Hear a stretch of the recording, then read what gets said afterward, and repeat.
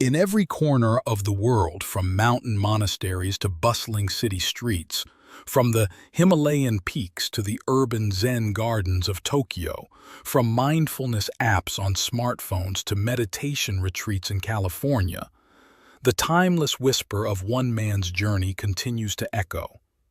A prince who renounced his kingdom, a seeker who walked away from comfort, wealth, and privilege, to find something far more valuable, inner peace. This is the story of Siddhartha Gautama, the man who became the Buddha. Not a god, not a prophet, but a human being who awakened to the deeper truths of life and who taught the world how to awaken too. Over 2,500 years ago, he walked this earth, but today, his message remains more relevant than ever. In a world full of noise, anxiety, stress, and distraction, his teachings offer clarity, serenity, and purpose. Buddha's insights into the nature of suffering, desire, ego, and liberation have transformed millions of lives across India, China, Sri Lanka, Thailand, Nepal, Tibet, Myanmar, Japan, Korea, Vietnam, Cambodia, and beyond. From ancient palm leaf manuscripts to university courses in Harvard and Oxford, from forest monks in robes to CEOs, therapists, and spiritual seekers in the modern West, his message has no boundaries, no borders of race, language, or religion, only a path, a way, toward the end of suffering and the beginning of peace. This is not just a story of enlightenment, it's a call to wake up, to rise from the illusions of the world, to discover the power of simplicity, silence, and stillness, to find the truth not outside but within. He never wrote a book, he never built an empire, and yet more than 500 million people today call themselves Buddhists, and millions more are inspired by his teachings in yoga studios, meditation halls, psychology clinics, prisons, and schools. Why? Because his message speaks directly to the human heart, a message of compassion over control, peace over possession, presence over power. And now, in this video, you're about to walk in his footsteps, from the luxurious palaces of Kapilavastu, to the forests where he fasted and meditated, to the moment beneath the Bodhi Tree when the world changed, forever. Get ready to witness a journey that reshaped history, a transformation from royalty to renunciation, from restlessness to peace, from seeking to finding. This is the story of Siddhartha Gautama, the Buddha, and this is legend's legacy. Long before he was called the Buddha, he was Siddhartha Gautama, born into a world of privilege, destined to be a king or a savior. It was the 6th century BCE. In the lush foothills of the Himalayas in the Shakya kingdom near modern-day Lumbini, Nepal, a royal child entered the world. His mother, Queen Maya, dreamed of a white elephant entering her side, a sacred omen. Shortly after his birth beneath a sal tree, the sages proclaimed, "This child is no ordinary prince. He will either rule the world or renounce it entirely and become a great spiritual teacher." His father, King Suddhodana, had no doubts. He wanted a ruler, not a renunciate. And so, young Siddhartha was shielded from all suffering, all sickness, all signs of death or decay. Within the palace walls of Kapilavastu, he lived in unimaginable luxury. Gardens bloomed, fountains sang, dancers entertained, and every wish was fulfilled before it was spoken. He was trained in politics, philosophy, martial arts, and leadership. By all accounts, Siddhartha was brilliant, wise beyond his years, calm in temperament, and radiant in presence.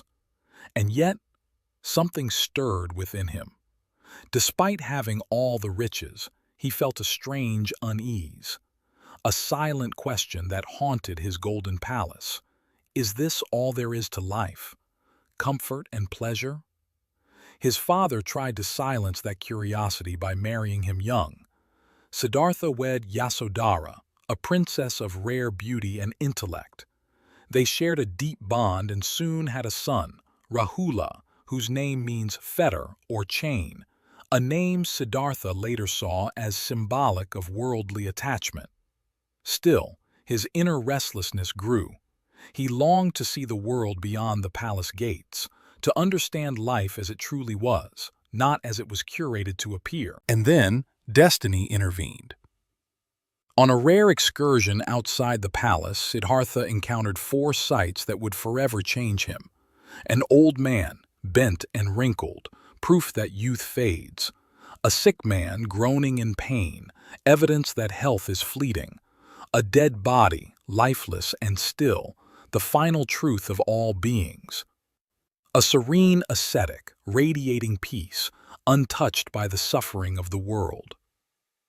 In just a few moments, the golden illusion of his life shattered. Siddhartha realized no amount of wealth or pleasure could protect one from suffering, aging, or death. And thus, the seed of awakening was planted. He returned to his palace, but everything felt hollow. The silk garments, the banquets, the royal titles, all meaningless compared to the silent cry in his heart. Why do we suffer? Can suffering be overcome? That night, Siddhartha walked through his sleeping palace, past the guards, past his wife and son, and gazed once more at the still, star-lit sky. He was no longer just a prince. He was now a seeker. And so began the journey that would one day awaken not just him, but the world. Siddhartha's figure disappears into the forest. Next, the Great Renunciation, leaving the palace. It was the deep of night. The palace slept beneath the stars, bathed in silver moonlight. But within its walls, a storm was stirring, not of wind or rain, but of restlessness and destiny. Siddhartha Gautama, the prince of the Shakya kingdom, stood alone. His silken robes, once symbols of royalty, now felt like chains. His newborn son, Rahula, lay in peaceful slumber. His wife, Yashodhara, unaware, breathed softly beside their child. And yet, Siddhartha's heart was heavy. He looked upon them, not with detachment, but with love deeper than words. But he knew, if he stayed, the truth would elude him. If he clung to comfort, millions would remain lost in suffering. And so, with quiet reverence, he turned away. This was not abandonment. This was sacrifice. A man walking away not from duty but toward a greater calling, to seek the truth, not just for himself, but for all living beings. He left behind a crown, a kingdom, a future of power and luxury, and stepped into the unknown. In the darkness, he summoned his loyal charioteer, Channa, and his faithful horse, Kanthaka. Together, they rode out of the palace gates, gates that had never before been crossed by a prince at midnight. The wind whispered through the trees, the moon watched in silence. The gods, it is said, wept and rejoiced, for this was no ordinary journey. At the edge of the forest, Siddhartha dismounted.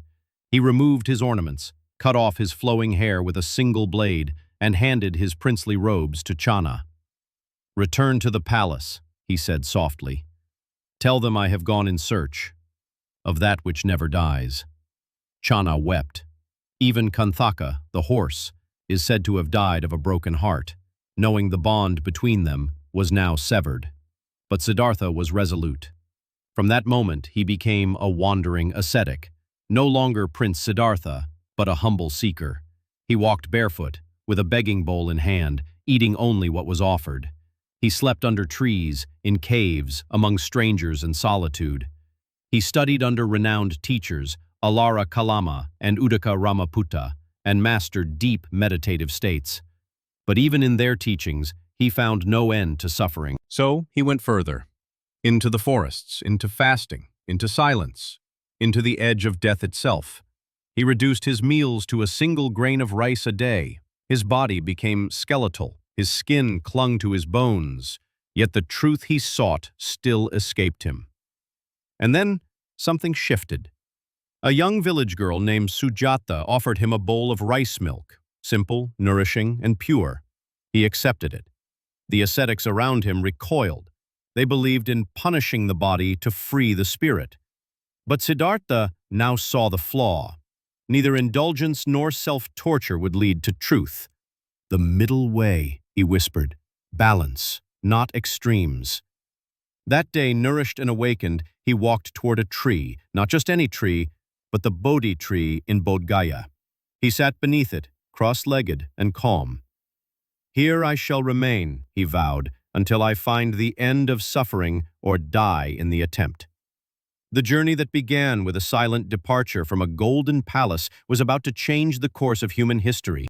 In the heart of ancient Bodh Gaya, beside the gently flowing Naranjana River, a lone figure sat beneath a sprawling fig tree, the tree that would become the most sacred in all of Asia. The Bodhi Tree. His name was Siddhartha Gautama. He had renounced wealth, conquered desire, endured suffering, and walked a path few dared to tread. And now, he sat, unmoved, cross-legged, eyes closed, breath steady, heart still. Here I will remain, he had vowed, until I attain supreme wisdom or breathe my last.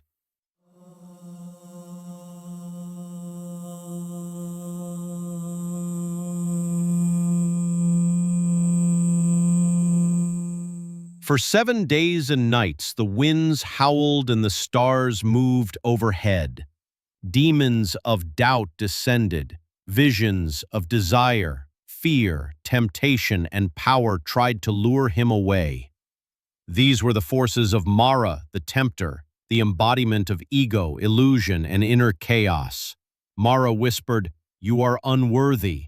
You are mortal. You will fail."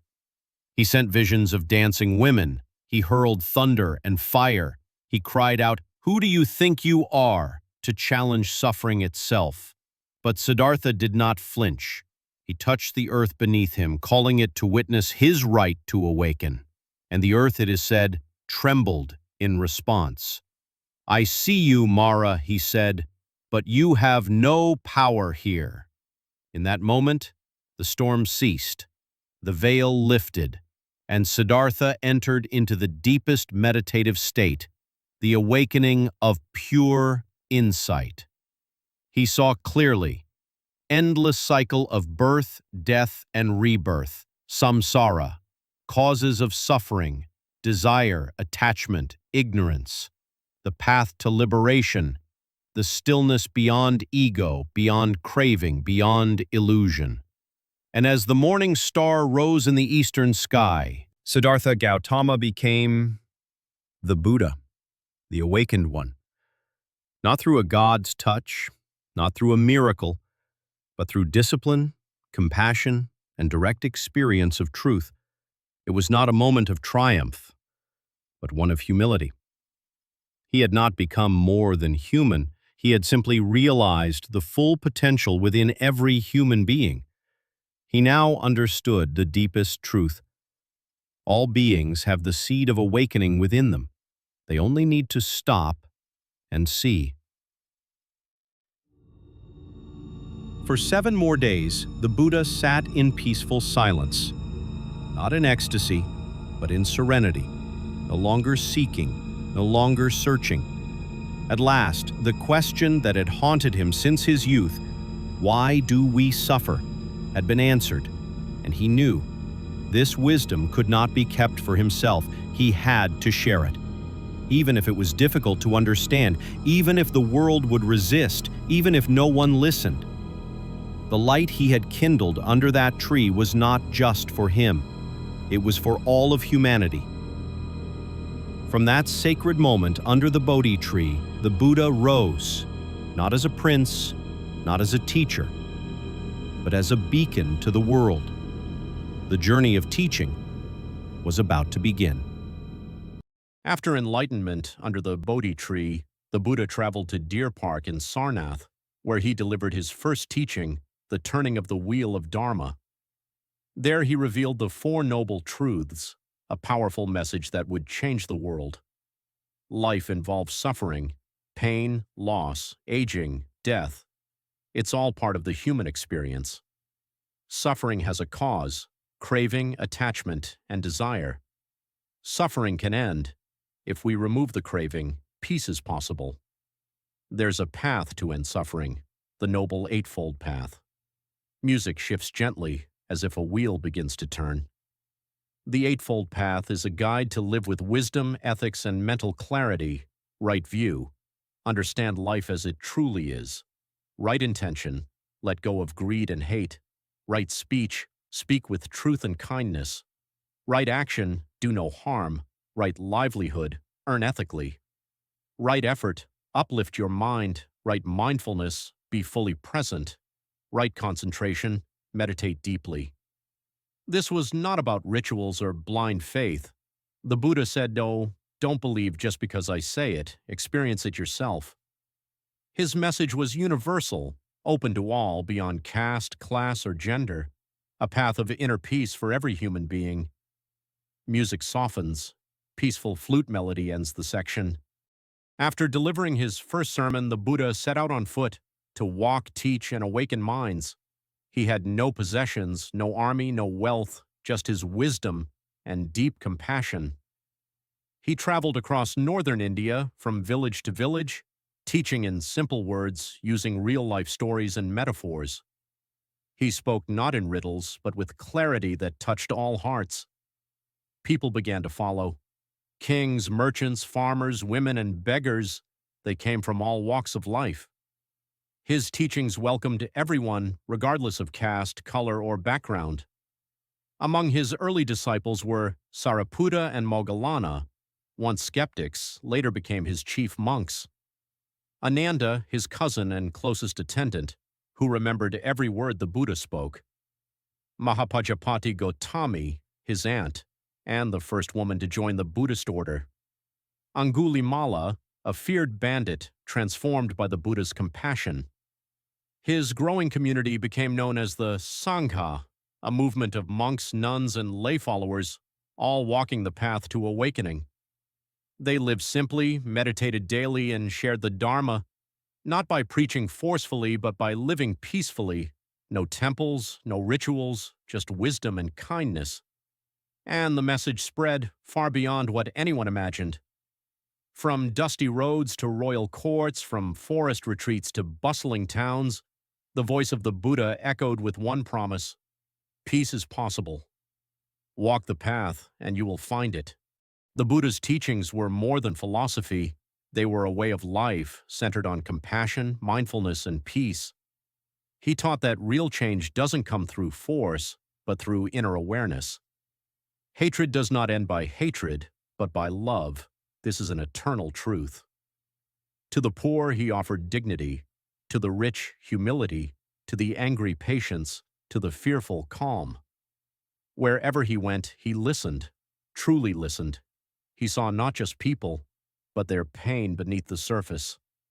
He taught mindfulness, the art of being fully present, breathing with awareness, walking with attention, eating, speaking, and even thinking with care. Do not dwell in the past. Do not dream of the future. Focus the mind on the present moment. This simple teaching became transformational. It brought peace to broken hearts, clarity to confused minds, stillness to restless souls. He also taught metta, loving-kindness meditation, wishing happiness not just for oneself, but for all beings, even enemies. May all beings be safe. May all beings be happy. May all beings be free. This radical love, this universal compassion, was the heart of the Buddha's path. He didn't preach escape from the world. He taught how to live within it, with wisdom, balance, and grace. In silence, in kindness, in presence, the Buddha showed that inner peace was not far away. It was always within us. For over 45 years, the Buddha walked across India, teaching peace, guiding seekers, and lighting the path of awakening. But like all beings, even the awakened one faced the truth of impermanence. At the age of 80 in the town of Kushinagar, the Buddha lay down between two sal trees, his face calm, his breath steady. Surrounded by his disciples, he spoke his final words: "All things that arise must pass. Work diligently for your liberation."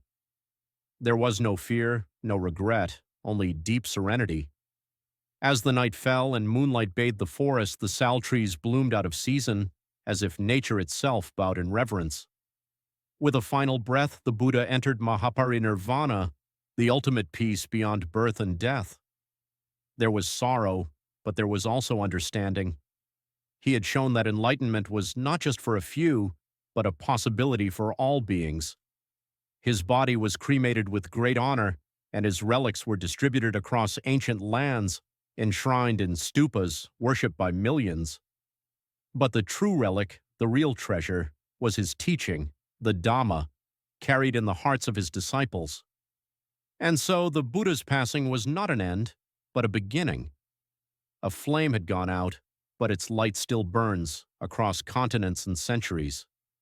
In every quiet mind, every compassionate act, every seeker of truth, the Buddha lives on. For over 45 years, the Buddha walked across India, teaching peace, guiding seekers, and lighting the path of awakening. But like all beings, even the awakened one faced the truth of impermanence. At the age of 80 in the town of Kushinagar, the Buddha lay down between two sal trees, his face calm, his breath steady. Surrounded by his disciples, he spoke his final words: "All things that arise must pass. Work diligently for your liberation." There was no fear, no regret, only deep serenity. As the night fell and moonlight bathed the forest, the sal trees bloomed out of season, as if nature itself bowed in reverence. With a final breath, the Buddha entered Mahaparinirvana, the ultimate peace beyond birth and death. There was sorrow, but there was also understanding. He had shown that enlightenment was not just for a few, but a possibility for all beings. His body was cremated with great honor, and his relics were distributed across ancient lands, enshrined in stupas, worshipped by millions. But the true relic, the real treasure, was his teaching, the Dhamma, carried in the hearts of his disciples. And so the Buddha's passing was not an end, but a beginning. A flame had gone out, but its light still burns across continents and centuries. In every quiet mind, every compassionate act, every seeker of truth, the Buddha lives on. In today's world of noise, stress, and endless distraction, the Buddha's voice still speaks, quietly, clearly, powerfully. We chase success, we scroll endlessly, we fill our lives, and still feel empty. But the Buddha reminds us, peace is not found in the outside world, it begins within. His teachings are more than ancient philosophy, they are tools for modern living. Feeling anxious? Practice mindfulness. Be here, now. Overwhelmed by anger or fear? Try loving kindness. Extend compassion, even to those who hurt you. Caught in comparison, ego, or greed? Walk the middle way. Balance, simplicity, and contentment. Today, millions around the globe use Buddhist principles to improve mental health, build emotional resilience, create harmony in relationships, lead with empathy and calm. In schools, hospitals, prisons, and tech companies, people meditate, reflect, and breathe, not to escape life, but to truly live it. The Buddha's wisdom transcends religion.